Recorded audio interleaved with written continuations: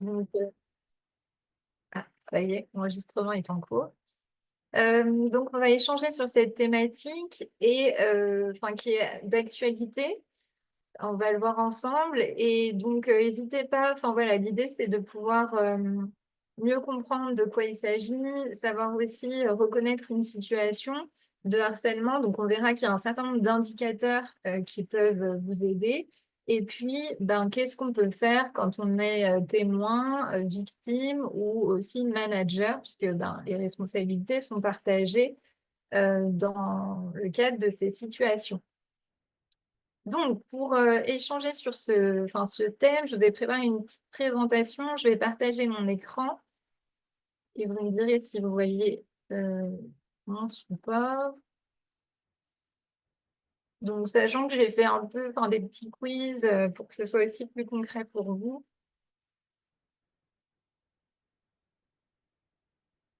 Alors, est-ce que vous voyez la présentation là en fond?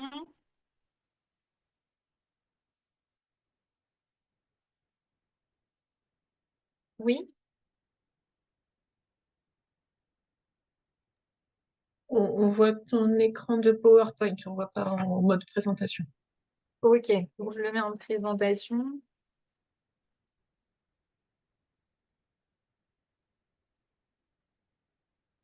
Hop, normalement, c'est bon. Ouais, c'est bon. C'est bon? Ok. Alors, n'hésitez pas, enfin voilà, il y aura des temps d'échange, il y a comme je vous disais, des petits quiz, etc. Mais si vous voulez prendre la parole à certains moments, poser des questions, enfin, n'hésitez pas. L'idée, c'est que ce soit le plus interactif possible. Et comme on n'est pas très nombreux, je pense que, enfin voilà, autant en profiter, quoi. Donc, pour échanger sur ce thème, comme je vous le disais, j'ai préparé quelques éléments. Donc, tout d'abord, je voulais échanger avec vous sur quelques chiffres pour qu'on se rende compte aussi, voilà, en termes de quantité, enfin, ce que ça représente et combien de personnes peuvent se dire concernées par cette thématique. Donc, c'est bien d'avoir quelques chiffres en tête. On verra aussi que le harcèlement, il existe sous plein de formes différentes, mais nous, on se concentrera essentiellement sur celui qu'on peut rencontrer en entreprise, qui sont généralement le harcèlement donc moral et sexuel.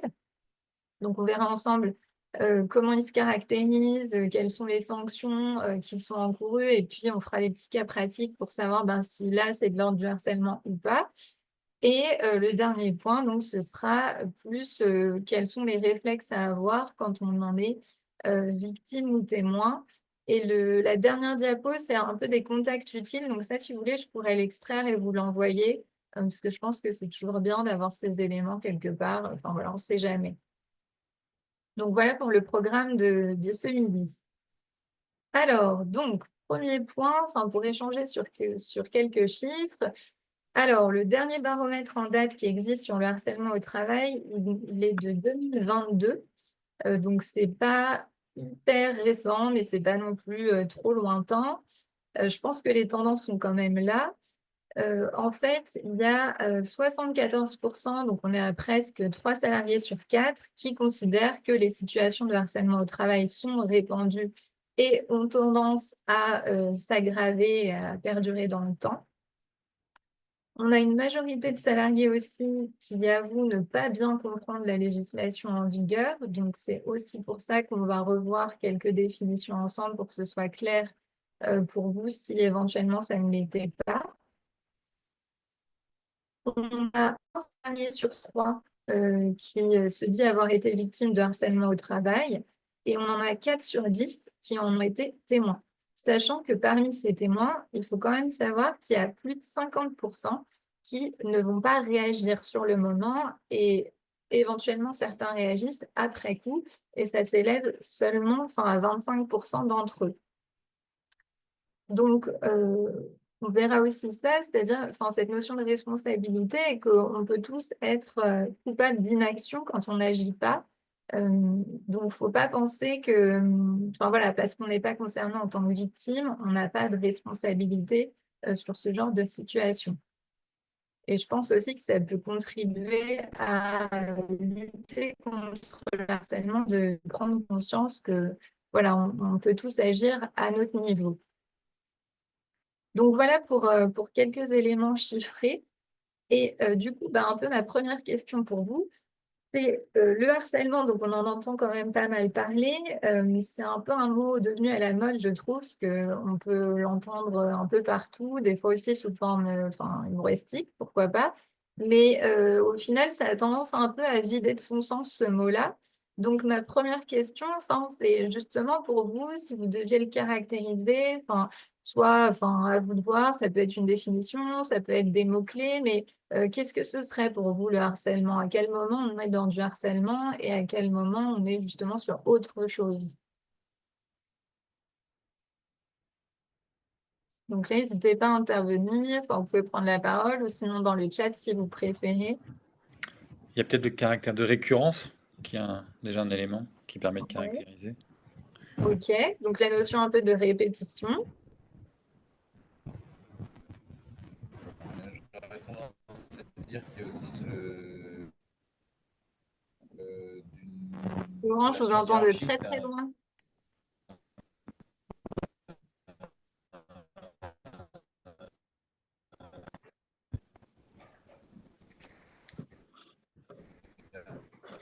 C'est Mickaël. Mickaël, vous m'entendez ou pas? Oui, Oui, ouais, on vous entend. Ok. Moi, ce que je me dirais, c'est plutôt une contrainte morale fréquente, ça.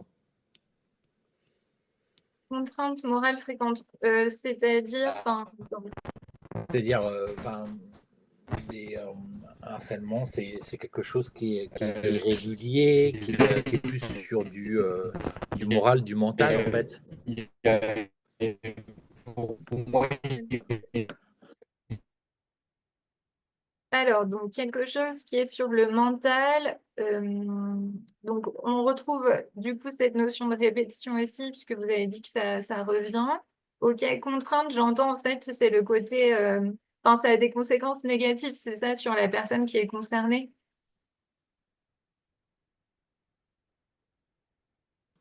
Ouais, c'est ça, ouais. Ok, d'accord.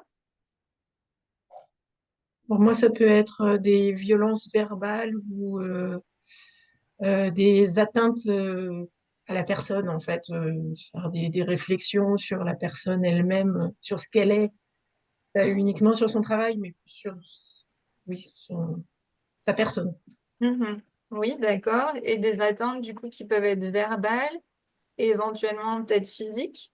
aussi, ouais. Ok, d'accord. Ouais, j'aurais dit aussi, moi, dans le sens. Je sais pas si vous m'entendez, est-ce que j'ai un problème de micro au début? Ouais, non, là c'est bon, nickel. Ok, super.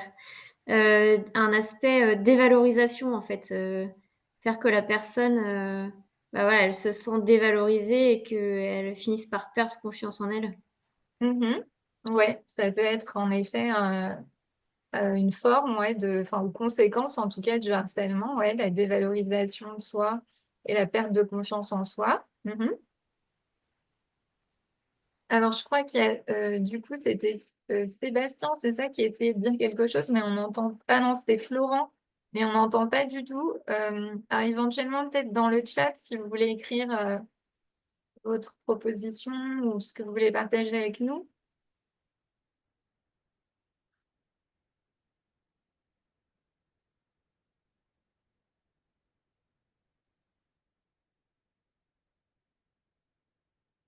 Non? Bon, alors, est-ce que tout le monde, en tout cas, s'est exprimé sur cette question? Si, en tout cas, enfin, il n'y avait pas d'obligation, hein, mais si vous avez envie de dire quelque chose, c'est OK pour vous? Allez, j'en déduis que c'est un oui. Oui, c'est bon. OK. Donc, par rapport au harcèlement, alors, en effet, vous avez donc les éléments de réponse que vous avez donnés. Il y en a certains qu'on va approfondir un peu plus après, et puis il y en a d'autres qui sont, enfin, qui font partie, en gros, des trois grandes caractéristiques, enfin, du harcèlement.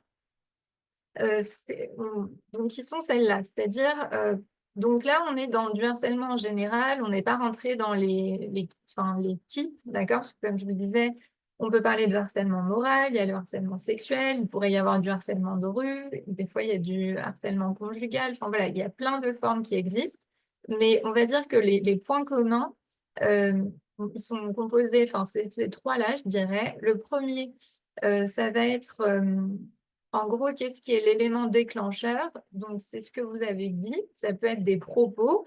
Donc, ici, on est plutôt sur du verbal ou des comportements, des attitudes, et ça peut aller jusqu'à des gestes ou une violence physique qui va s'effectuer donc à l'encontre d'une ou plusieurs personnes, puisqu'on peut avoir une ou plusieurs victimes. Et aussi, ça peut être réalisé toujours par une ou plusieurs personnes, puisqu'on peut avoir plusieurs auteurs harceleurs, en fait. Le deuxième point, donc c'est ce que vous avez dit au tout début, c'est vraiment ce caractère de répétition. Donc, en effet, on parle de harcèlement à partir du moment où ça s'est produit au moins 2 fois.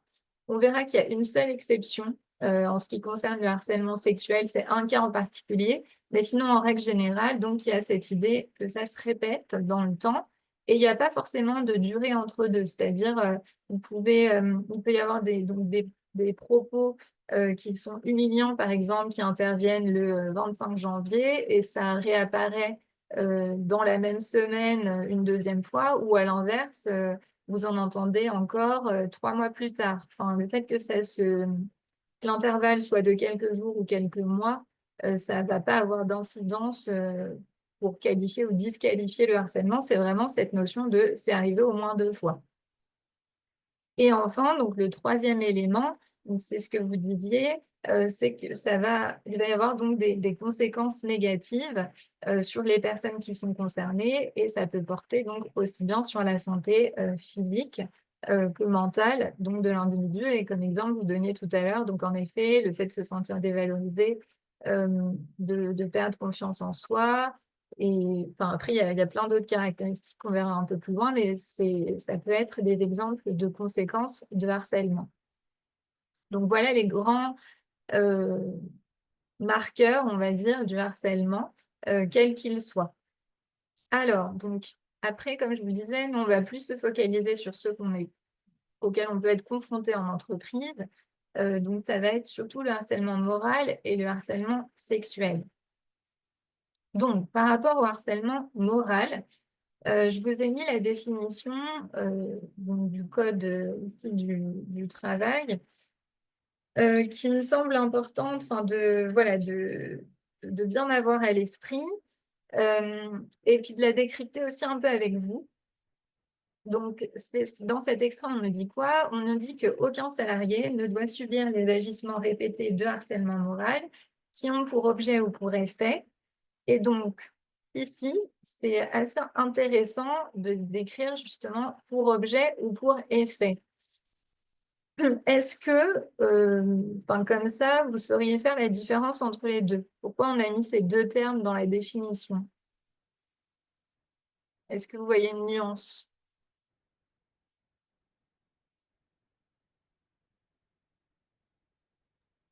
L'élément intentionnel, je dirais. Oui, c'est ça. Donc, et c'est hyper important, par rapport au harcèlement, c'est que donc, le fait de dire pour objet ou pour effet, d'un côté, on dit donc pour objet, c'est-à-dire que la personne, elle est dans l'intention. Son objectif, c'est bien de harceler cet individu.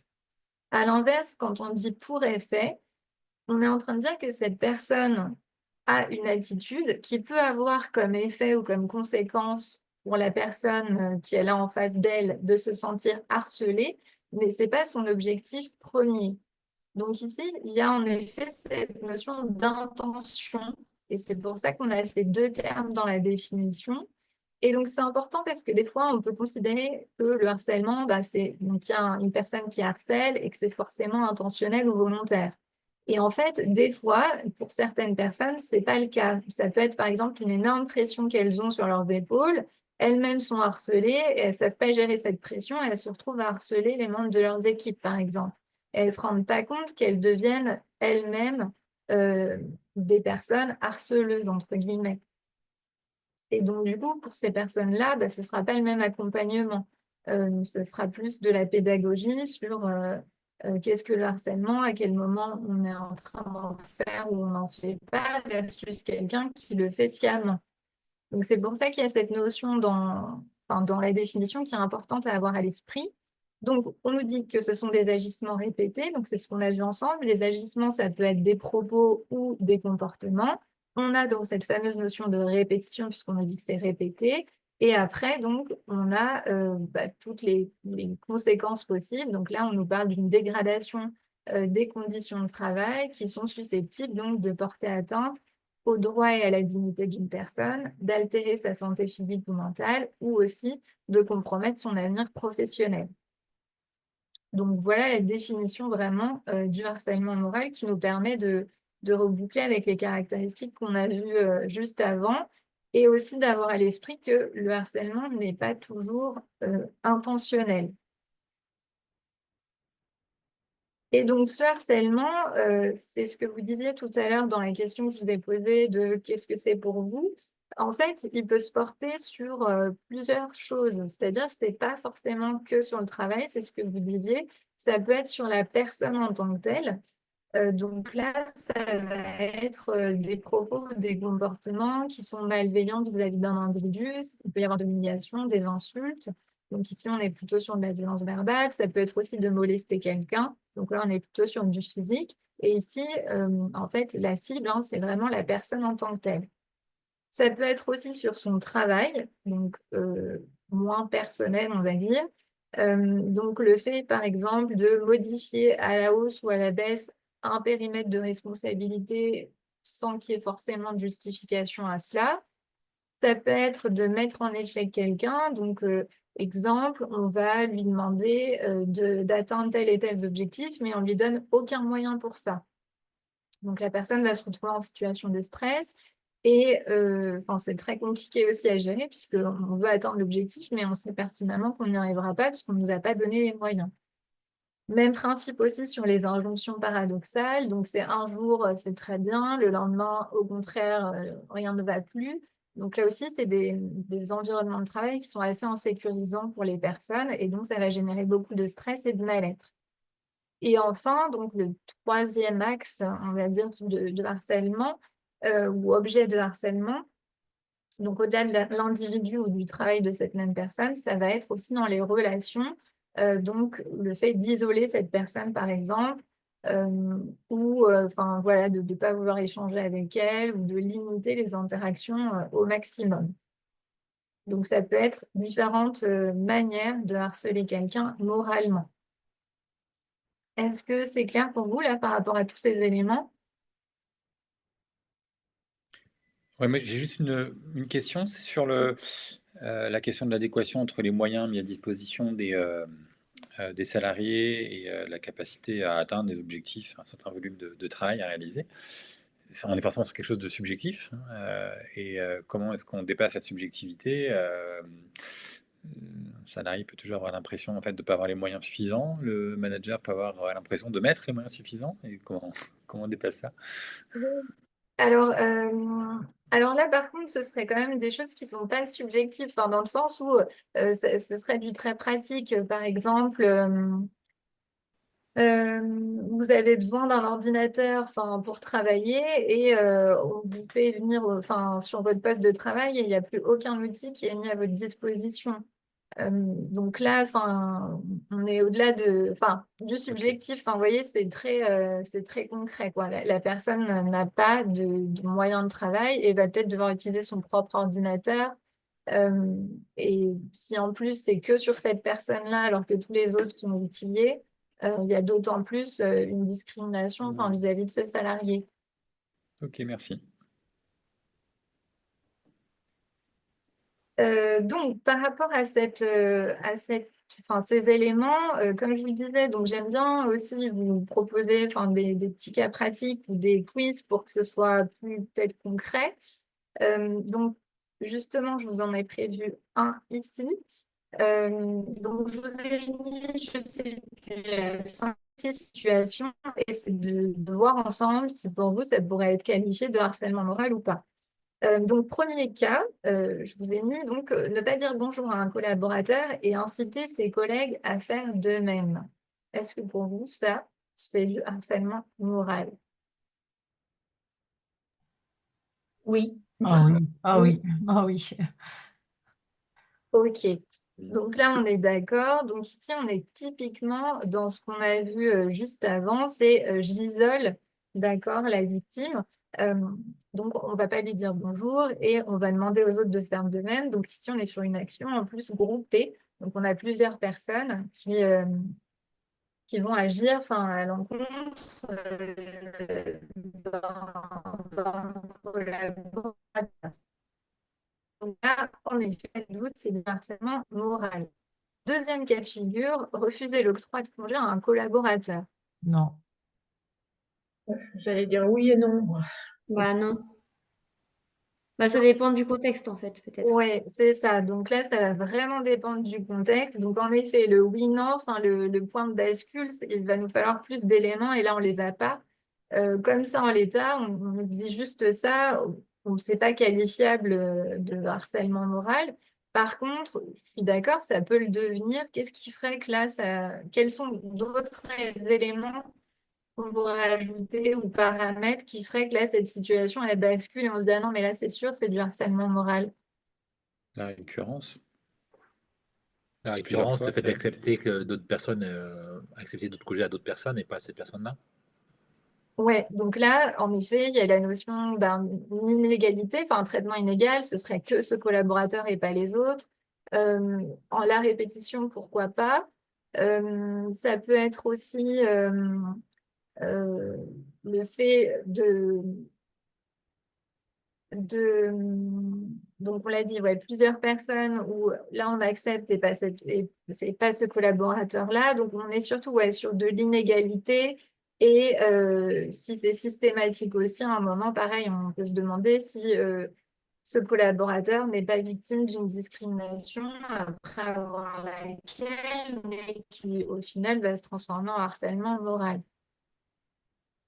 Donc, en effet, mais par contre, à l'inverse, voilà, si ça arrive une fois, en plus, on a demandé à cette personne de ne pas forcément prendre ses congés sur cette période parce qu'on veut qu'il y ait une passation possible ou qu'il y ait toujours un membre de l'équipe disponible pour une permanence ou autre, ben, ce serait un traitement qui serait égal à tous et chacun fait un effort à un instant T. Donc là, il n'y a pas du tout de harcèlement moral.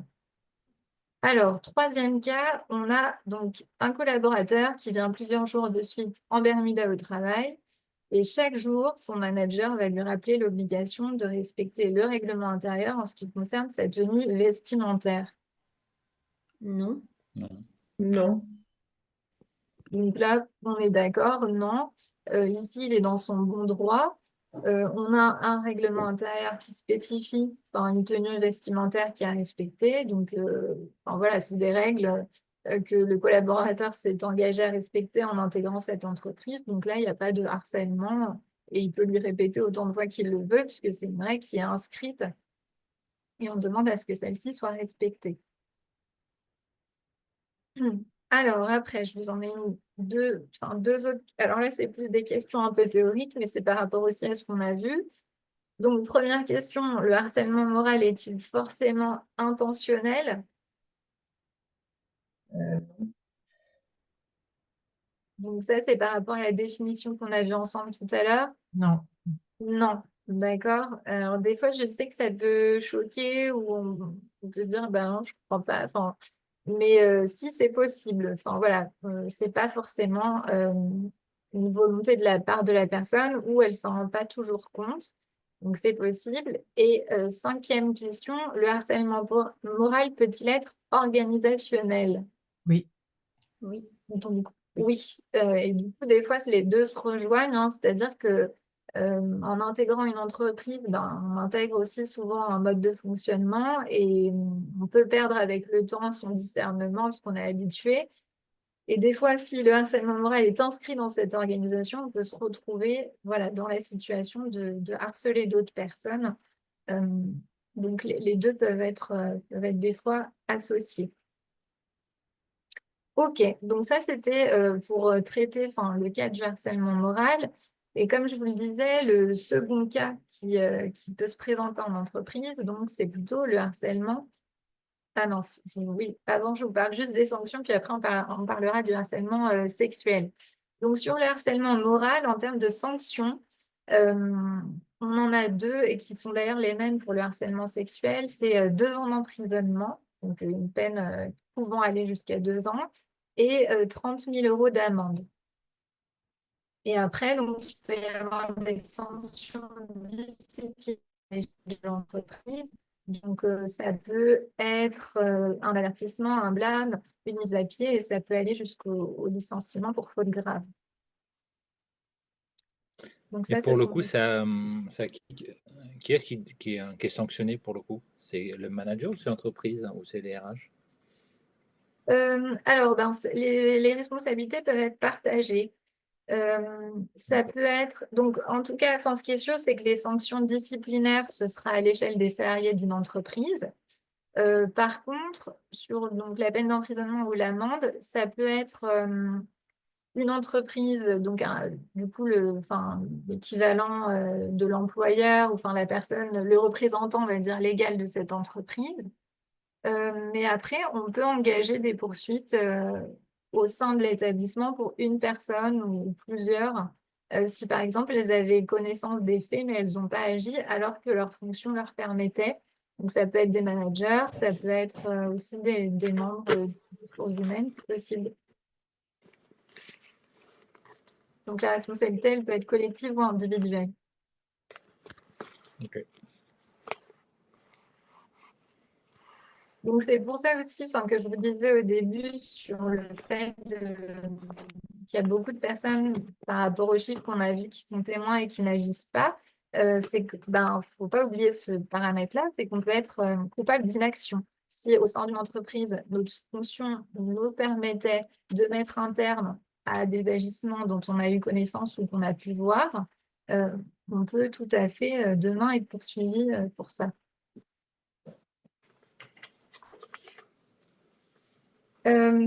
Donc ça, c'était sur la partie harcèlement moral. Et le second, dont je vous disais, c'était le harcèlement sexuel. Alors, il faut savoir que le harcèlement sexuel, on a 2 cas de figure. Il y en a un dont on entend beaucoup parler et l'autre moins. Donc c'est pour ça que je voulais quand même évoquer les deux. Celui dont on entend le plus parler, c'est l'équivalent du cas numéro 2. Donc, ça va être des propos ou des comportements qui vont être à connotation sexuelle ou sexiste, répétés et subis par la victime. Donc là, on retrouve nos caractéristiques du début. On est sur des propos ou des comportements. On est sur une répétition. Et forcément, donc, subi par la victime, ça va impliquer des conséquences négatives sur la personne concernée. Donc ça, c'est voilà, la définition la plus classique du harcèlement sexuel. Par contre, il y a un cas particulier, qui est donc là sur mon slide, l'équivalent du cas numéro 1. C'est le fait de dire que si on exerce une pression grave sur une autre personne dans le but d'obtenir un acte de nature sexuelle, donc en gros, la demande elle est suffisamment explicite. Dans ces cas-là, je n'ai pas besoin d'une répétition. Il suffit d'une seule fois. Et que cet acte ait lieu ou non, ce sera qualifié de fait de harcèlement sexuel. Donc c'est le seul cas particulier où je vous disais tout à l'heure, il y a la notion de répétition. Pour ce cas-là, en fait, il suffit d'une fois. Parce qu'on considère que c'est suffisamment explicite et grave.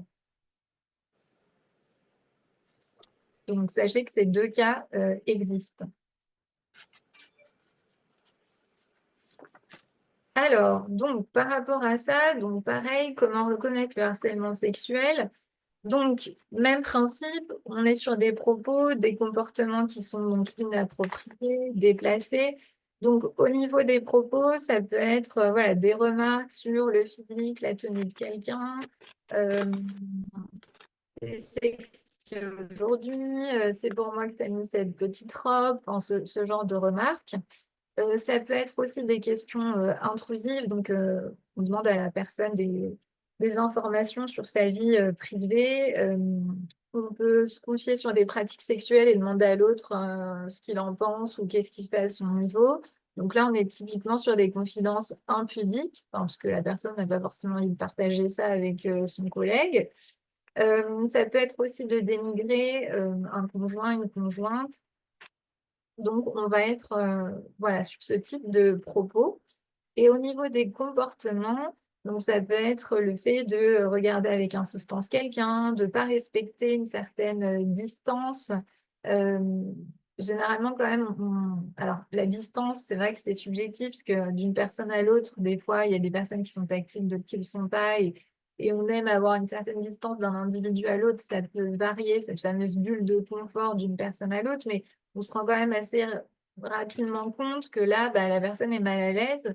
Euh, donc, on peut voilà, peut-être faire un pas en arrière pour qu'il y ait enfin, respecter enfin, l'espace qui convient à l'autre.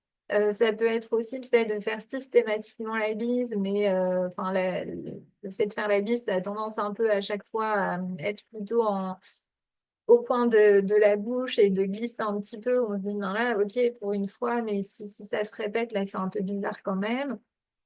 Ça peut être aussi de coincer la personne, enfin, elle n'a pas trop la possibilité de bouger en échangeant avec elle.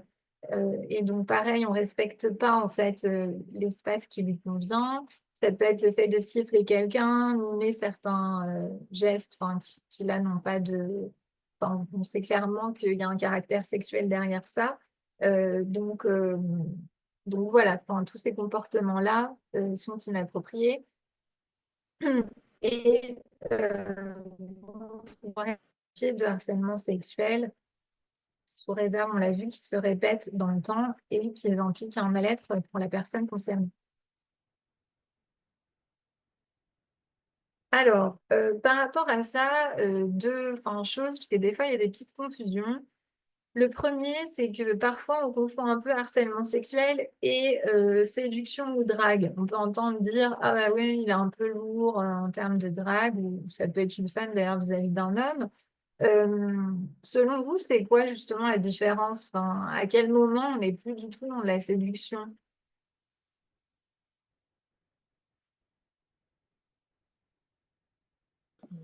Quand c'est vraiment malaisant, peut-être, devant les autres ou Alors, ouais, intimiste. il peut y avoir ça, mais du coup, qu'est-ce qui se passe quand c'est malaisant? C'est il a manqué quelque chose, enfin, par rapport à la personne qui peut être concernée, Il n'y a la pas eu de limite, il n'y réciprocité. a pas eu une remarque de la personne qui aurait été harcelée de dire que ça ne correspond pas ou qu'elle n'est pas à l'aise sur ça. Tu vois, comme s'il y avait eu un frein ou quelque chose de demi et que la personne après le dépasse. Et là, pour le coup, ça deviendrait du harcèlement et non plus de la drague, quoi. Ouais, oui, c'est ça. Donc, cette notion de limite, hein, en gros, c'est du consentement. Donc, c'est la personne qui est concernée. Alors, peut soit clairement l'expliciter, hein, dire non ou je suis pas à l'aise avec tel et tel comportement ou attitude, ou c'est possible aussi qu'elle le formule pas, parce que pour certaines personnes, ça peut être compliqué. Mais pour autant, pareil, on a quand même une communication non verbale qui est généralement assez explicite, et donc on voit quand même quand il y a un malaise. Donc, ne pas respecter ça, l'outrepasser et continuer, là, on passe sur un rapport en fait de domination. Donc, la séduction, c'est égal à égal, et puis le moment où ça bascule et ça peut se transformer en du harcèlement sexuel, c'est quand on ne respecte pas en fait le choix de l'autre qui a pu être de dire non ou de dire qu'il est mal à l'aise par rapport à cette situation, d'outrepasser ça et de continuer. Où là, du coup, il y a un rapport de force qui s'instaure et qui fait qu'on n'est plus du tout sur une égalité de traitement, on va dire. Donc voilà, donc le fait de dire ben, il est juste un peu lourd, enfin, est-ce que c'est vraiment. Enfin, juste qu'est-ce qu'on appelle lourd et puis à quel moment, du coup, la limite est passée. Ça, c'est un premier point. Et le deuxième aussi, c'est que dans le vocabulaire courant, enfin, on parle d'agissement sexiste et aussi de sexisme ordinaire. Donc, je ne sais pas si vous avez déjà posé la question, mais de vous dire, mais c'est quoi du coup entre les agissements sexistes, le harcèlement sexuel, enfin, est-ce qu'il y a des similitudes, des différences, etc. Donc, si j'essaie de clarifier un peu ces notions, l'agissement sexiste, c'est on va du coup mettre en évidence, enfin, ça peut être des qualités, des défauts, enfin, vis-à-vis du sexe d'une personne, donc homme ou femme, ça marche dans les deux sens. Et donc, on parle des fois de sexisme ordinaire, parce que c'est des éléments qu'on a pu intégrer de par notre éducation en France, la culture en général, etc. Donc, ces agissements sexistes, on peut les retrouver dans la vie de tous les jours. Et en fait, s'ils se répètent un certain nombre de fois, là, ça peut se transformer en du harcèlement sexuel. Donc, il faudra cette notion de répétition de plusieurs agissements sexistes qui se transforment en harcèlement. Mais un agissement sexiste n'est pas du harcèlement sexuel. Donc, en exemple d'agissement sexiste, ça peut être une remarque ou une blague sexiste, ça peut être d'interpeller quelqu'un de manière un peu familière, je sais pas, mon bichon, ma mignonne, etc. Ça peut être aussi des fois, enfin, des petites remarques qu'on entend sur, ben, elle vient d'avoir des enfants, donc elle va devoir aller les chercher, elle va finir plus tôt tous les soirs. Donc là, on est sur une considération sexiste, considérant que la femme va s'occuper des enfants et finira plus tôt. Mais après, enfin, si ça n'arrive qu'une seule fois, c'est pas qualifié comme du harcèlement sexuel. Donc justement, pour voir différents cas de figure, je vous ai fait aussi un petit test là avec différentes situations pour voir avec vous si ben, est-ce qu'on parle là de harcèlement ou au contraire ce sera un agissement sexiste. Donc je vous ai mis, alors sachant qu'il y a un piège, mais c'est aussi pour voir avec vous le plus de notions possible. Donc, première question ou cas de figure, on va dire, c'est une équipe d'hommes qui affiche au mur un calendrier qui contient des photos de femmes nues. Et on va dire que vous, par exemple, vous êtes la seule femme de ce bureau. Est-ce que pour vous, là, on est sur enfin, ça pourrait être qualifié de harcèlement sexuel ou c'est un agissement sexiste? Un Oui, moi je agissement dirais agissement sexiste. sexiste. Alors, donc là, c'était mon seul piège, désolée. Donc ici, en fait, ce serait du harcèlement et c'est ce qu'on appelle du harcèlement environnemental. C'est-à-dire que là, admettons que vous êtes dans ce bureau-là, on est d'accord que vous n'êtes pas, enfin, victime dans le sens où aucun propos n'est tenu à votre rencontre, qui vous mette mal à l'aise ou aucun acte ou comportement inapproprié. Pour autant, on vous impose en fait la vue de ces photos dans votre bureau, donc au niveau enfin, sur toute la durée de votre travail, et ça peut vous mettre mal à l'aise. Donc ici, c'est ce qu'on appelle du harcèlement de forme environnementale. En fait, c'est un environnement de travail qu'on va vous imposer qui va relever du harcèlement parce que derrière, il va y avoir des conséquences négatives sur votre santé physique ou mentale. Donc ça, c'est un cas un peu particulier. Mais sachez voilà, qu'il existe. Donc, c'est pour ça que je voulais mis là. Et donc, ça peut être ça, ou ça peut être un autre exemple de harcèlement environnemental. Pareil, vous partagez un open space. Euh, Toutes les personnes enfin, qui sont autour de vous euh, échangent des propos, enfin, je sais pas, ça peut être des propos racistes ou au contraire euh, à l'encontre, par exemple, des homosexuels. Peut-être à votre niveau, vous n'êtes concerné ni par l'un ni par l'autre. Pour autant, ça vous met mal à l'aise. Et ces propos ne sont pas tenus contre vous, mais on est toujours dans cette idée que c'est un environnement qui vous a imposé, qui va enfin, conduire à votre mal-être, parce que vous ne partagez pas voilà, ces propos-là, ou là, en l'occurrence, ces photos. Alors, deuxième cas de figure, il y en a un salarié donc, qui simule en riant une pratique sexuelle lorsqu'il voit passer au vent certaines collègues féminines. Harcèlement. Oui, donc là, hein, clairement, on est sur du harcèlement sexuel. Donc, il y a cette notion de répétition, euh, puisqu'il le fait donc, quand elle passe. Et puis là, le comportement inapproprié, enfin, on est à 100% dedans. Donc là, en effet, harcèlement sexuel. Troisième cas de figure, j'ai un salarié qui reprend systématiquement les propos tenus par son assistante et qui les explique avec ses mots. Par exemple, admettons qu'elle s'appelle Julie, ce que Julie veut dire, c'est, etc. Harcèlement Non, sexuel. en sexuel. Euh, Alors, non, ici, on est plus sur un agissement sexiste. C'est-à-dire que on va adapter, enfin en tout cas ce salarié se dit qu'il va aider peut-être sa collègue ou peut-être qu'elle n'est pas très claire et donc il va réexpliquer avec ses mots. Euh, donc là, c'est plus un agissement en tant que tel.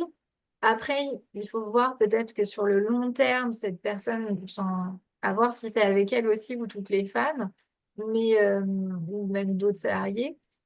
Après, ça pourrait se qualifier plus sur du harcèlement moral éventuellement, mais là, en l'état, ce serait plus un agissement sexiste.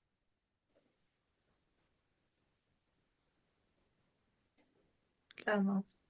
Et petit 4, je vous ai mis un salarié dit en riant à ses collègues que Martine, récemment promue, a dû coucher pour en arriver là.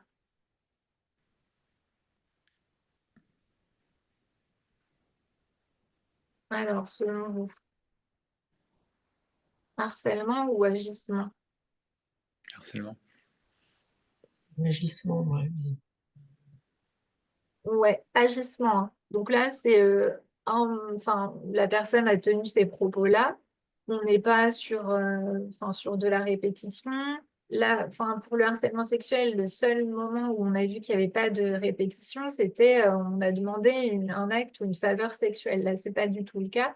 Donc ici, c'est plutôt un agissement sexiste. Un peu des fois, les préjugés, ben, si cette femme a réussi, c'est qu'elle a dû coucher. Cinquième cas de figure, on a une équipe donc, qui est composée d'hommes et de femmes qui se félicitent d'avoir une nouvelle DRH car les femmes sont plus à l'écoute. Sexiste. Ouais, donc ici, pareil, agissement sexiste. Et en fait, là, sur ces cas-là, ces deux cas, on voit qu'on a du coup du sexisme bienveillant ou malveillant. En fait, dans le cas numéro 4, c'est du sexisme malveillant parce que ben, enfin, on va complètement déconsidérer les compétences de cette personne et on va mettre sa promotion sur enfin, on va justifier, ou en tout cas les motifs de sa promotion ne seront pas liés à ses compétences ou ses qualités. À l'inverse, pour le cas numéro 5, là, on sous-entend que bah, les femmes, elles ont la qualité d'écoute que peut-être les hommes n'ont pas. Donc là, c'est l'inverse, on va attribuer des qualités par rapport à un sexe. Donc pour les femmes, c'est peut-être ça, les hommes, je ne sais pas, qu'est-ce qu'on entend souvent, ça peut être... des fois, enfin, les hommes sont plus pragmatiques ou ce genre de choses. Et donc, on est sur, pareil, cette idée de j'attribue une qualité en fonction du sexe de l'individu, homme ou femme. Donc, c'est bienveillant dans le sens où je donne une qualité à cette personne en lien avec son sexe, mais ça reste du sexisme parce que, enfin, un homme peut aussi être à l'écoute et une femme peut être pragmatique, par exemple. Et enfin, donc sixième cas de figure, une salariée adresse de nombreux courriels contenant des propositions et des déclarations à un collègue. Harcèlement. Donc là, on est d'accord, ça va être du harcèlement sexuel. Ok, donc est-ce que c'est clair pour vous là sur ces différences entre les deux? Ouais, Oui. d'accord, très bien. Donc, en termes de sanctions, ce que je vous disais pour le harcèlement sexuel, ce sont les mêmes que le harcèlement moral. Donc, on retrouve aussi ces 2 ans d'emprisonnement et ces 30 000 euros d'amende. Après, ces peines peuvent être augmentées si on est sur des circonstances aggravantes. Donc, elles peuvent être portées à 3 ans d'emprisonnement, 45 000 euros d'amende. Et là, les circonstances aggravantes, il peut y en avoir plusieurs. C'est si la victime donc, est mineure, et notamment à moins de 15 ans, si on a plusieurs auteurs qui se liguent donc, contre une victime, si la personne aussi est en situation de vulnérabilité, donc que ce soit apparent ou simplement connu de l'auteur, donc par exemple apparent, ça peut être un handicap physique, ça peut être un état de grossesse, on va considérer que c'est un facteur de vulnérabilité.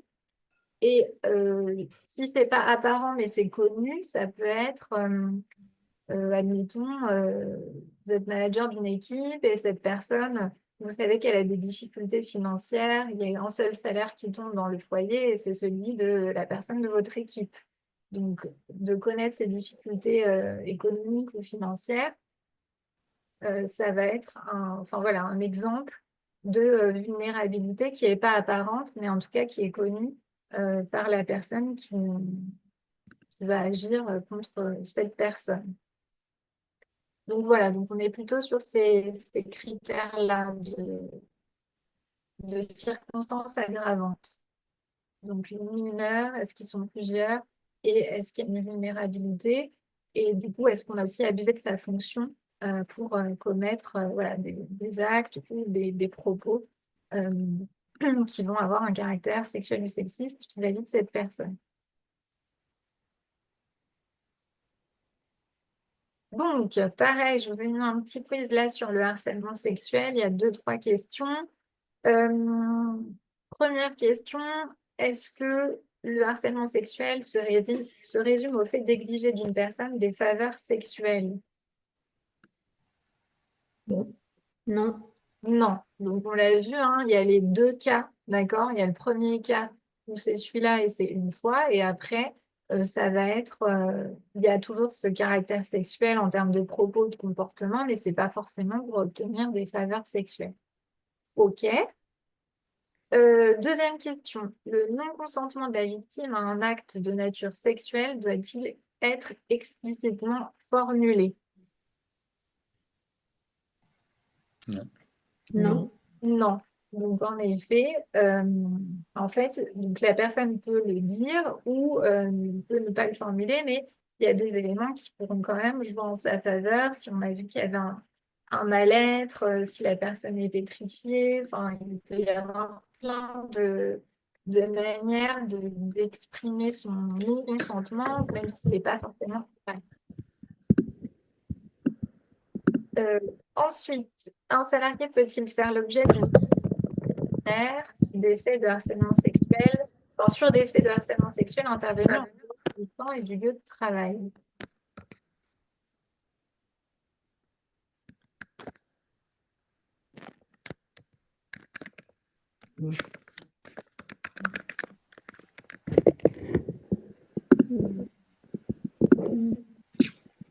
Non. Parce que sanction disciplinaire, c'est pas lié à ce qui se passe sur le lieu de travail. Alors, ça va être lié au travail, mais ça peut être des éléments qui sont en dehors du temps et du lieu de travail. Ça, c'est une possibilité. D'accord. Exemple, euh, vous avez une soirée d'entreprise, donc vous êtes avec des collègues, vous allez à une soirée dans admettons, un restaurant qui a été loué pour l'occasion, et vous avez un de vos collègues qui vous propose donc un acte enfin, de nature sexuelle. Là, donc ça sera qualifié comme du harcèlement sexuel, on l'a vu, explicite et qu'une seule fois. Pour autant, enfin, ça ne s'est pas produit dans vos locaux. Mais il y a quand même ce lien du travail qui fait que vous pouvez tout à fait enfin, voilà, poursuivre cette personne. Donc ça, attention, en fait, le harcèlement, c'est pas forcément que sur le lieu. Ouais, ça peut être via des soirées, donc on est en dehors du lieu de travail, et en dehors du temps de travail, ça peut être des échanges par exemple, de textos avec une personne. Et en fonction de la teneur de ces échanges, même si c'est pas forcément sur votre lieu de travail, mais et justement, j'ai envie de dire, pour des heures indues, etc., ça reste, enfin, ça peut être en lien avec le travail. Et dans ces cas-là, enfin, en quoi la responsabilité du dirigeant peut être engagée? Parce qu'à partir du moment où on n'est pas sur le lieu de travail, on n'est pas non plus sur le temps de travail, je vois pas comment on peut prévenir en fait le risque et comment on peut être engagé en termes de responsabilité.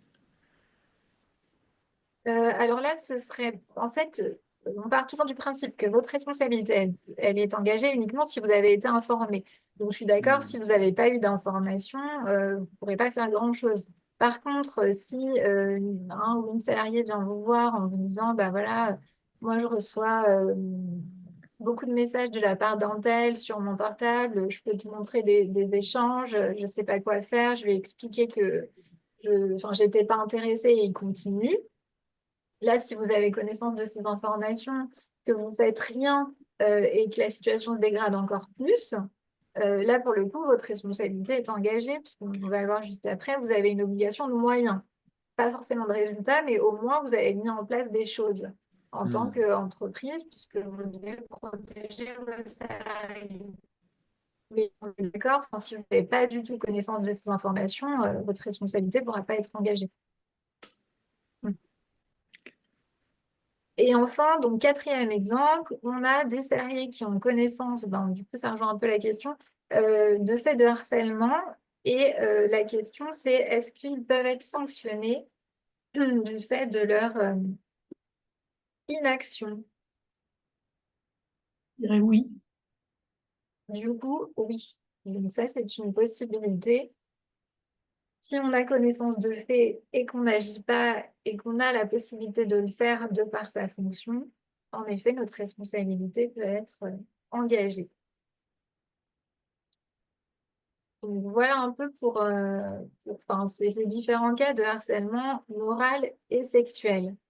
Est-ce que, enfin, par rapport à tout ça, c'est clair pour vous? Ouais? C'est Ok. plus clair, hein. Maintenant, justement, on va plus parler de qu'est-ce qu'on doit faire, enfin, qu'est-ce qu'on peut faire en cas de harcèlement avec ces différents rôles, c'est-à-dire une entreprise à son échelle, un manager et puis une personne qui est témoin ou victime. Donc, au niveau d'une entreprise, il faut savoir que l'employeur, il a une obligation donc, de moyens, c'est-à-dire qu'il doit vraiment mettre en place les moyens pour protéger la santé de ses salariés. Donc, ces moyens, ça peut être soit de mettre un terme donc, à ces agissements et ou d'ailleurs les sanctionner. En tout cas, ils doivent faire quelque chose. Donc, des exemples sur lesquels peuvent intervenir un employeur. Donc, il y en a certaines qui sont prévues par la loi, d'autres, c'est à la discrétion de l'employeur, mais en tout cas, c'est pour montrer qu'il a fait des choses. Premier point, c'est pour les entreprises qui ont au moins 20 salariés. Il faut par exemple que toutes les dispositions relatives au harcèlement, donc que ce soit le harcèlement moral ou sexuel, et puis même la définition des agissements sexistes, pour qu'il n'y ait pas de confusion dans l'esprit des salariés, ce soit mentionné sur le règlement intérieur. Ça, par exemple, c'est une première action qui prouve que on l'a intégré dans son règlement. Ce règlement, il est porté à la connaissance des salariés et donc, j'ai fait au moins un travail d'information. Autre exemple, ça peut être de réaliser des actions de sensibilisation et de formation. Donc, un peu ce qu'on fait là, c'est-à-dire qu'est-ce que c'est, comment on le qualifie, comment j'essaie de le reconnaître sur une situation, est-ce que je connais les risques. Donc là, on est typiquement sur de la sensibilisation. Formation, ça peut aller jusqu'à des mises en situation, par exemple, sur comment je me positionne ou comment j'entends le témoignage de quelqu'un, comment je le reçois dans mon bureau, etc. Donc, ça peut être des exemples d'actions qui sont menées pour prendre en compte ces situations et savoir comment réagir. Autre élément, donc là, c'est pour les entreprises qui ont plus de 250 salariés, donc c'est quand même des structures déjà beaucoup plus grosses, où, pareil, d'un point de vue juridique, il y a une obligation qui est de nommer un référent. Ce référent, il sera chargé donc d'orienter, d'informer, d'accompagner les salariés pour lutter contre le harcèlement sexuel et les agissements sexistes. Donc, sachant que dans ces entreprises-là de plus de 250 salariés, le référent, il est nommé, en fait, généralement, il y en a deux. On a un référent qui est nommé donc, par le CSE et puis on a un référent qui est nommé, enfin, qui peut être nommé par l'employeur. Et après, l'idée, c'est quand même qu'ils travaillent ensemble de concert et qu'ils mènent des actions conjointes, mais on peut voilà, en avoir deux.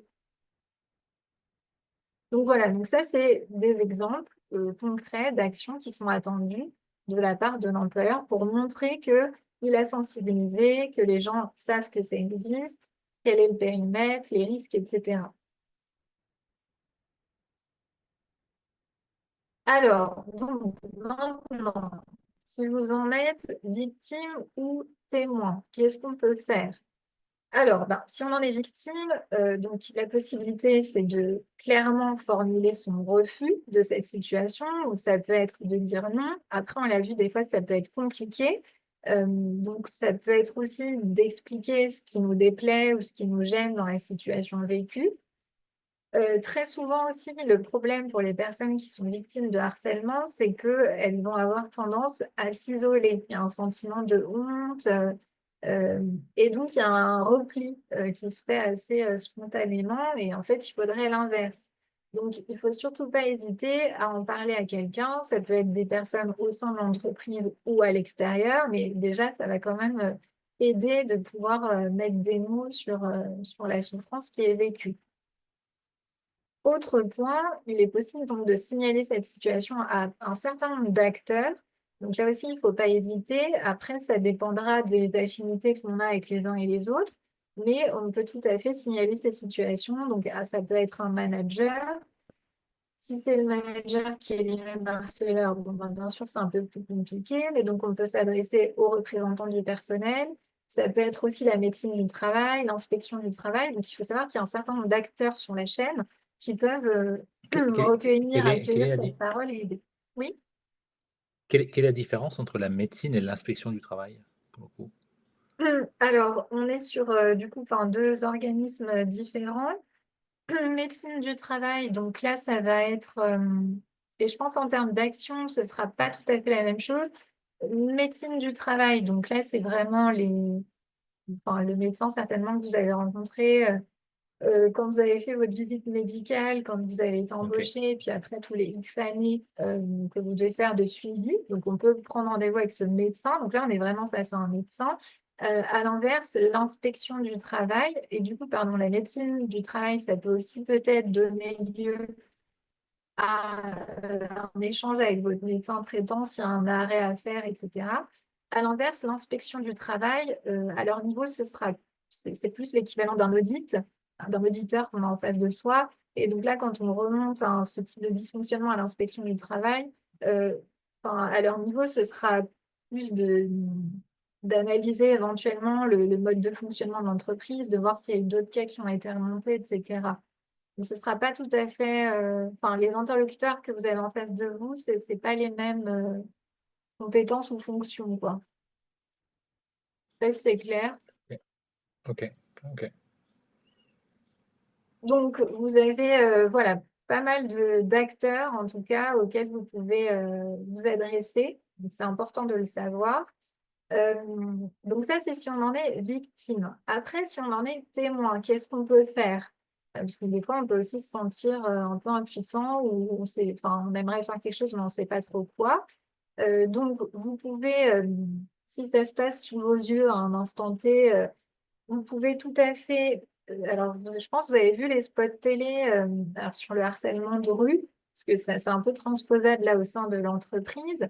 Donc vous avez plusieurs stratégies pour aider quelqu'un qui serait harcelé dans la rue. Ben, au travail, c'est un peu pareil. Si ça se passe sous vos yeux, il peut y avoir par exemple la stratégie de mince, j'ai perdu le terme, c'est de faire diversion. Voilà, donc vous voyez quelque chose qui se passe sous vos yeux, ça peut être ben, de prétexter que vous devez voir ce salarié à cet instant T, vous avez rendez-vous, il faut échanger sur quelque chose de très important. Euh, du coup, cette personne va vous l'éloigner de cette situation, enfin de la situation qu'elle est en train de vivre. Donc, soit, je sais pas, elle était en train peut-être de se faire insulter par quelqu'un, ou la personne avait des comportements inappropriés vis-à-vis d'elle. Donc, c'est une manière de l'extraire. Donc, ça peut être ça. Ça peut être aussi de changer de sujet de conversation si c'était que verbal. Donc, c'est ou de détourner aussi l'attention pour que cette personne s'adresse à quelqu'un d'autre ou s'en aille ou change de sujet. Enfin voilà, donc il y a des petites stratégies comme ça qu'on peut mettre en place pour couper court à la situation si elle se passe sous vos yeux. Vous pouvez aussi demander donc à cette personne si elle a besoin d'aide, d'écoute. Certains, des fois, demandent d'avoir des témoignages. Donc, enfin, si vous avez envie, vous pouvez soit enregistrer verbalement enfin, une description de la scène que vous avez vue, ou soit écrire enfin, de manière le plus factuelle possible ce que vous avez vu à ce moment-là. et éventuellement donc l'accompagner ou en tout cas l'informer qu'elle peut contacter telle ou telle personne au sein de l'entreprise. Après, il faut quand même rester dans ces attributions entre guillemets, dans le sens où des fois on a vraiment envie d'aider, mais en fait on outrepasse un peu euh, son rôle. Donc, c'est plus si vous en êtes témoin de en quoi vous pouvez l'aider en termes de preuves, si la personne veut constituer un dossier, ou de mettre fin à la situation si elle a lieu là tout de suite maintenant. Mais de là à accompagner la personne à porter plainte, etc., ça, j'ai envie de dire, c'est vraiment à la discrétion de chacun. Et puis, c'est aussi quel est votre niveau de proximité avec cette personne, mais c'est pas forcément l'action numéro un à entreprendre, quoi. Il y a des choses, je pense, que vous pouvez faire avant qui sont tout aussi bien. Donc voilà différents leviers ou des éléments que vous pouvez avoir à l'esprit. Et du coup, donc le dernier rôle ou personne dans l'entreprise qui peut aussi intervenir hein, dans le cadre de ces situations, c'est le manager. Euh, alors, alors, sachant qu'on n'en a pas forcément parlé, je ne sais pas comment ça marche aussi au sein de vos entreprises, mais il y a des fois des procédures internes qui existent sur comment on identifie un cas de harcèlement et comment on le remonte. Il y a certaines entreprises qui ont des plateformes, des boîtes mail génériques ou des référents, etc. Donc, ça peut aussi s'inscrire complètement dans ce mode de fonctionnement. Ça dépendra ce qui se passe chez vous. Donc ça, j'en ai pas tenu compte parce que c'est vraiment, ça dépend des entreprises. Si vous voulez, on pourra peut-être en parler après dans le cadre aussi des questions-réponses si vous voulez partager la manière dont ça se passe chez vous, par exemple. Donc là, je reste assez générique. Donc, si vous êtes manager, qu'est-ce que vous pouvez faire à votre niveau? Alors, on l'a vu, donc forcément, le harcèlement, quel qu'il soit, engendre de la souffrance. Et donc, cette souffrance, elle est quand même visible. Donc, comment on peut la repérer? Très souvent, on a des changements de comportement. Et ces changements de comportement, on va dire qu'il y a trois niveaux. Il y a un premier niveau qui est individuel, donc la personne qui est peut-être présumée victime de harcèlement. Généralement, on peut voir des choses. C'est est-ce que euh, il y a des changements de comportement, une agressivité qui apparaît ou au contraire un repli. Peut-être que cette personne a perdu beaucoup de poids ou au contraire en a pris beaucoup. Est-ce qu'il y a d'autres choses qui pourraient justifier ces changements ou pas? Ça peut vous mettre sur la piste. Est-ce que cette personne est tout le temps fatiguée? Euh, enfin, donc ça peut être des éléments. Deuxième niveau, ça peut être donc là plus à l'échelle collective, au sein de l'équipe ou d'un service. Est-ce que cette personne, elle est toujours aussi enjouée ou au contraire, vous voyez qu'elle interagit beaucoup moins avec les personnes de l'équipe, voire elle est en retrait. Donc ça aussi, ça peut être un signe de mal-être. Et après, c'est vrai qu'on a aussi les indicateurs qui sont suivis souvent d'ailleurs par les ressources humaines, qui vont être, est-ce qu'il y a eu des arrêts de travail récemment? Est-ce qu'on a eu un absentéisme peut-être non justifié, qui est assez inhabituel de la part de cette personne, etc. Donc, ça peut être aussi des indicateurs pour vous pour repérer un mal-être. Donc, ça, c'est un premier point. Et ensuite, euh, donc, soit vous le repérez, ça peut être à votre initiative de rencontrer cette personne et de lui demander si tout se passe bien et peut-être de fil en aiguille d'avoir plus d'informations, ou ça peut être aussi ce salarié ou ce membre de votre équipe qui vient vous voir pour vous faire part d'une situation de harcèlement. Donc par rapport à ça, il faut quand même toujours garder à l'esprit que au tout début, en tout cas, quand on déclare une situation de harcèlement, c'est toujours une situation de harcèlement présumée. Enfin, voilà, on n'est pas à ce moment-là, c'est pas avéré. Donc, il faut prendre les informations qu'on vous donne et respecter le ressenti de la personne qui est en face de vous. Mais il ne faut pas forcément le prendre pour argent comptant. Enfin, à un moment, il faudra quand même croiser les éléments, quoi, les informations. Donc, ce qui est important, en tout cas, à ce moment-là, c'est de vous rendre disponible. Donc, de savoir que cette personne, elle peut venir vous parler.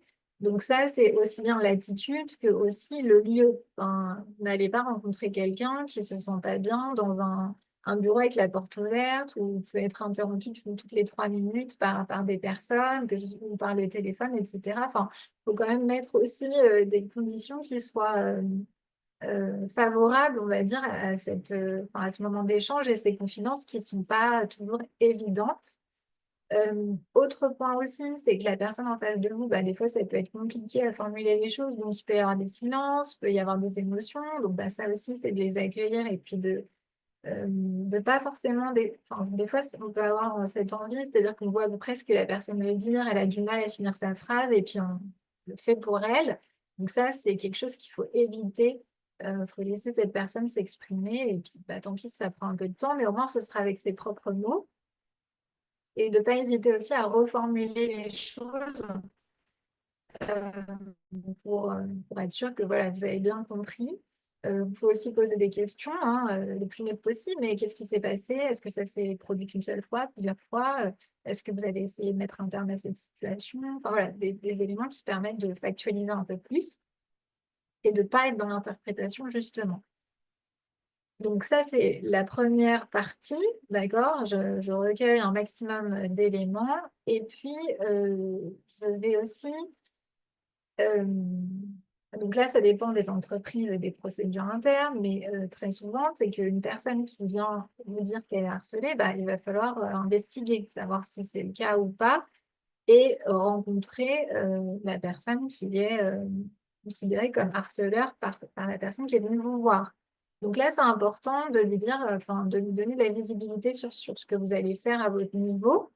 Euh, et que la personne aussi se sente accompagnée, parce que quand quelqu'un vient vous voir, c'est pas juste dis tout ce que j'ai sur le cœur à cet instant T, puis je repars et il s'est rien passé. Donc il faut donner un peu de visibilité et, euh, et éventuellement aussi prendre des mesures. Enfin, si c'est deux personnes qui travaillent ensemble tous les jours et qui sont peut-être face à face dans le même bureau, ben, le temps en tout cas de clarifier la situation.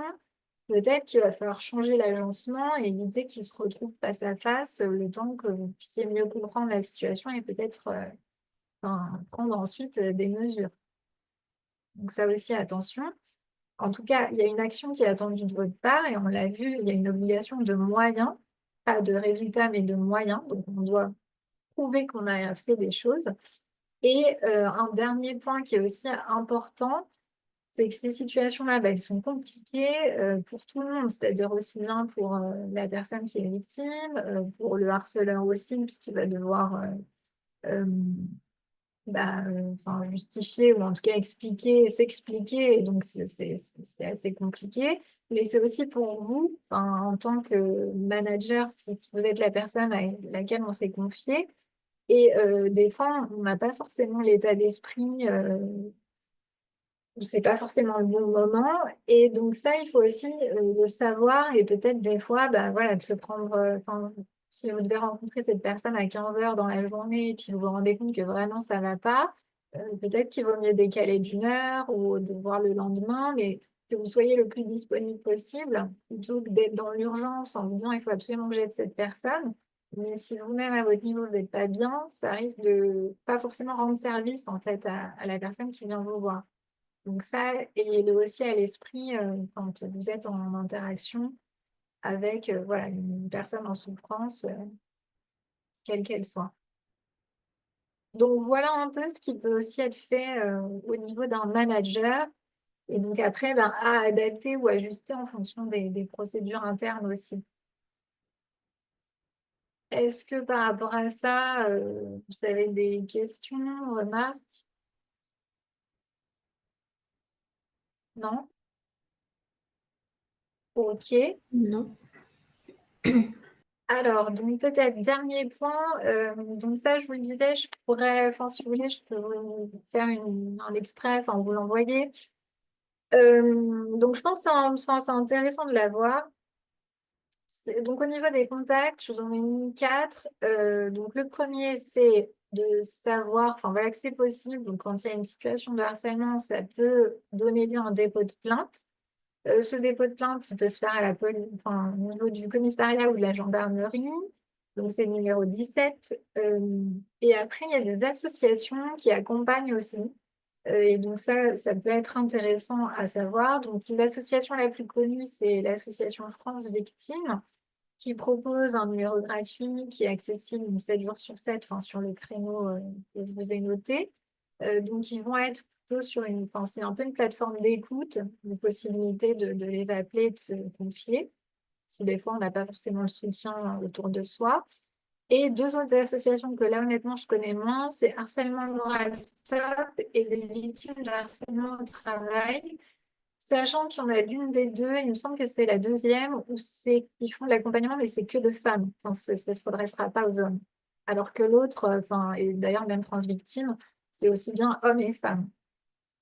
Donc, il faut savoir voilà, que ces associations existent et qu'elles proposent un accompagnement donc qui peut être intéressant. Et autre élément, donc là c'est plus sur les droits des marches. Donc je vous ai mis deux sites enfin, qui sont intéressants.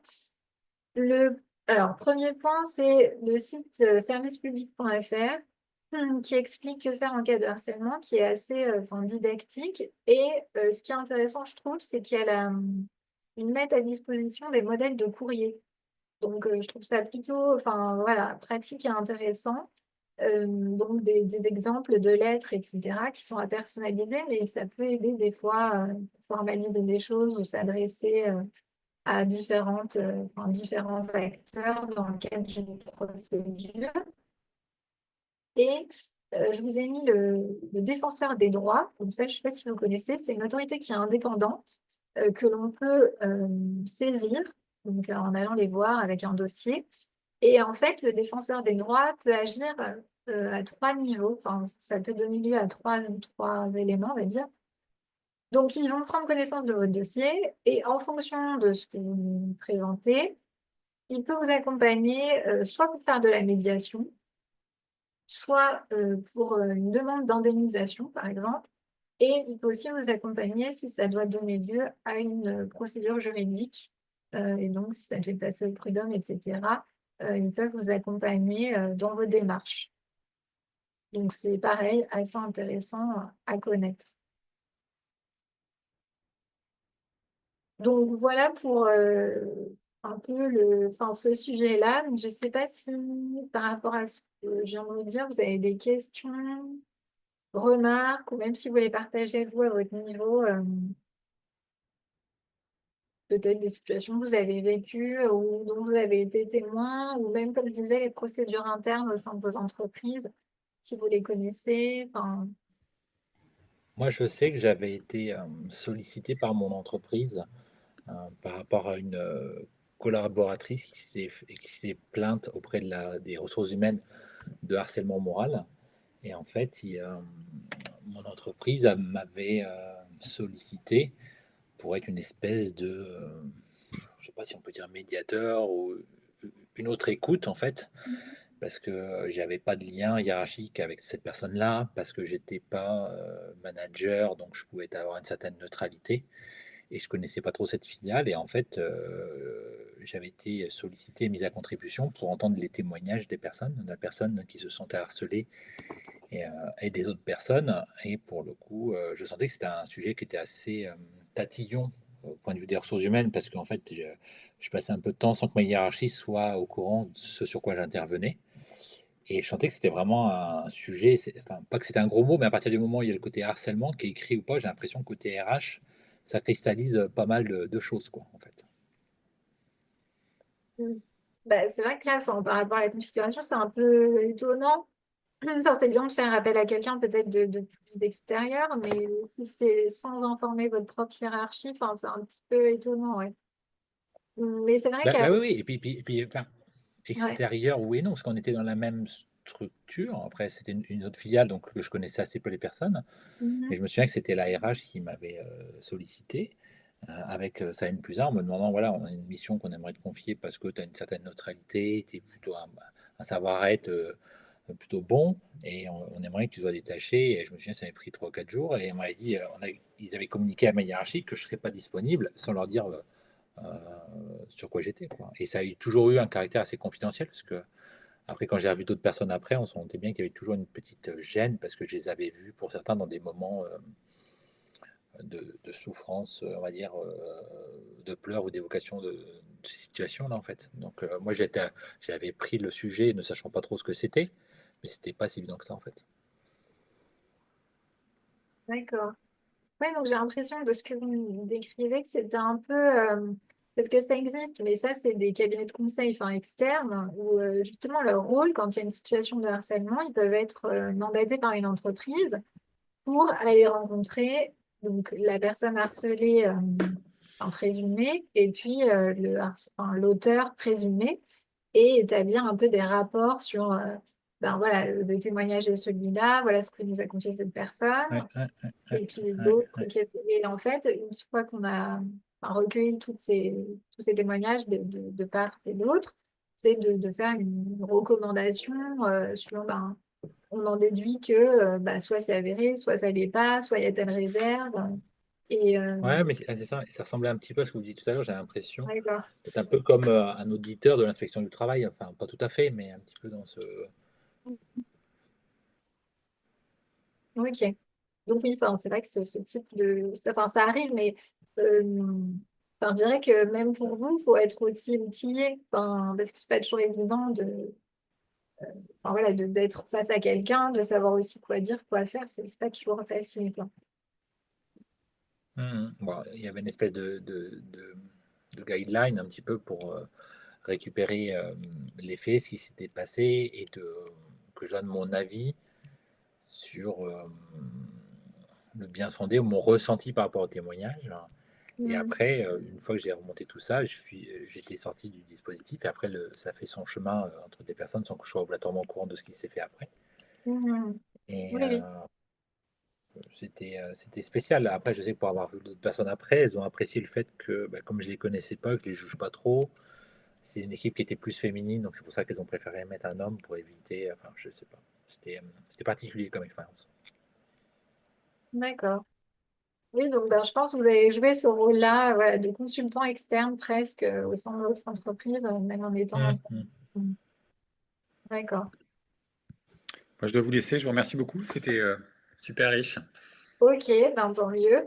Merci. Bonne continuation. Au revoir. Ouais. Au revoir. Et du coup, est-ce que quelqu'un d'autre va intervenir sur le sujet?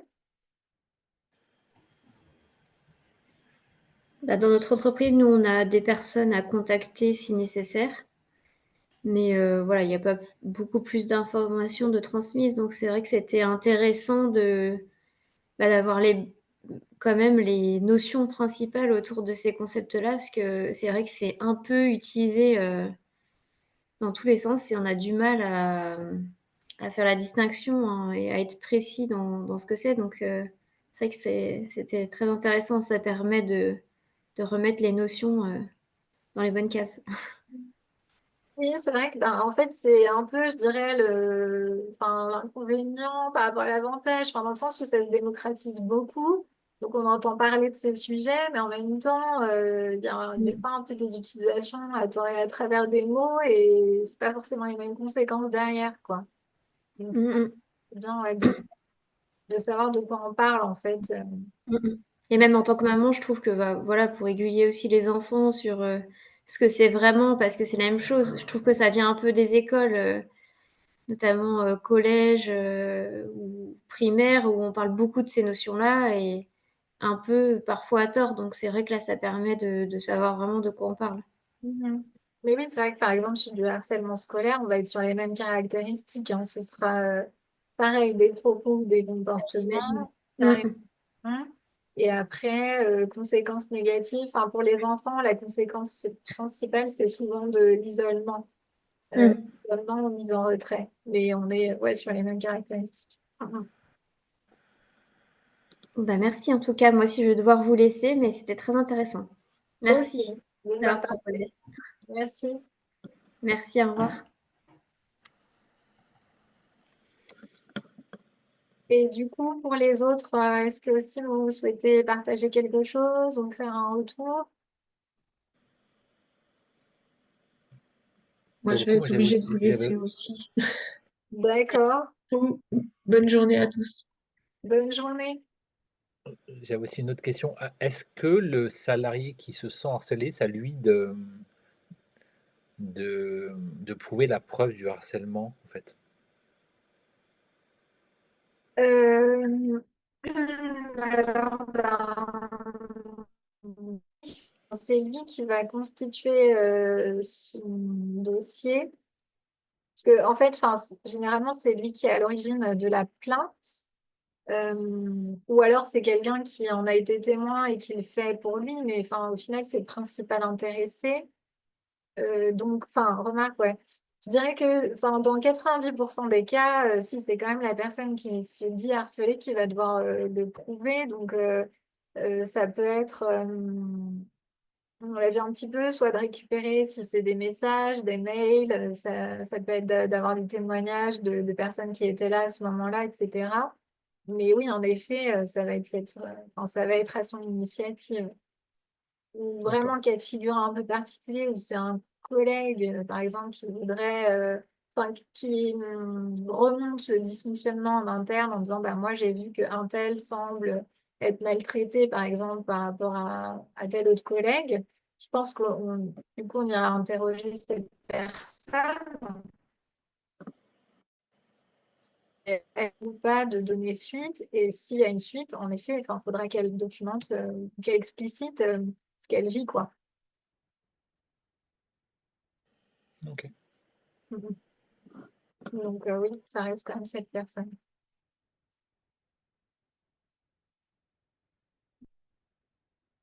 Et donc par rapport à cette expérience-là que vous avez vécue, enfin, ça a été, qu'est-ce que vous en retirez du coup?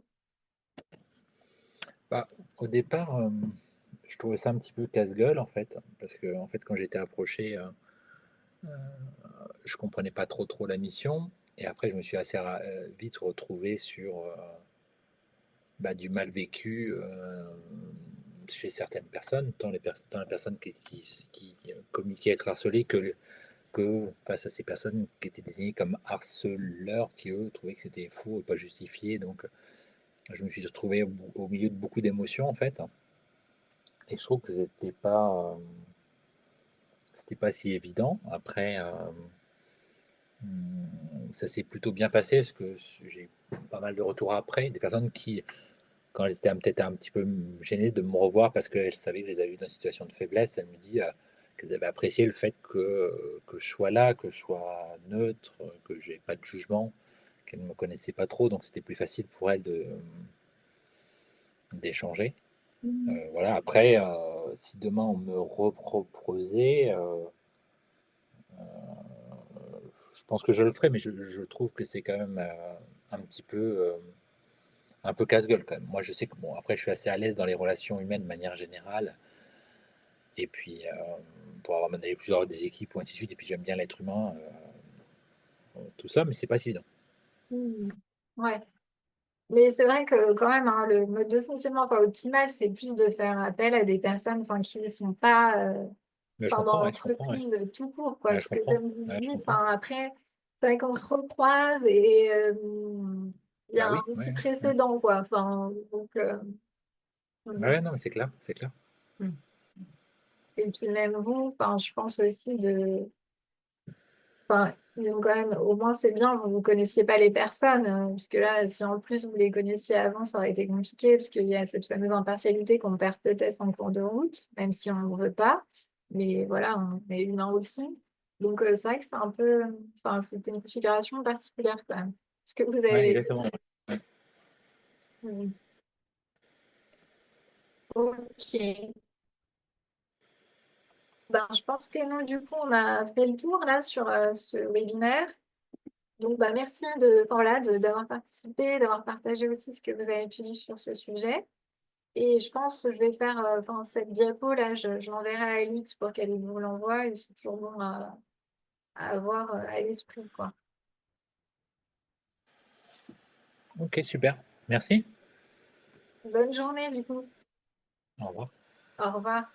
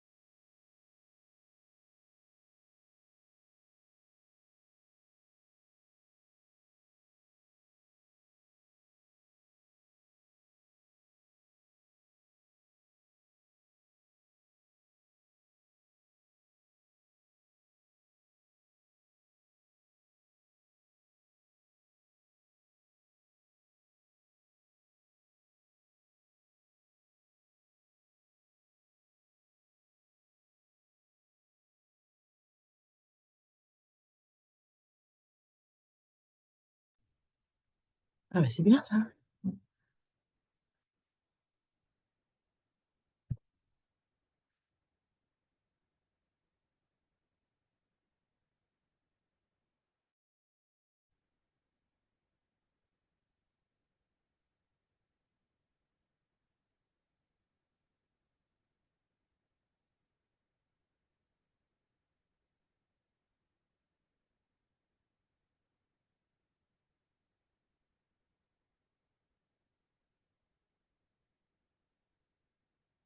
Ouais, mais vraiment personne, quoi.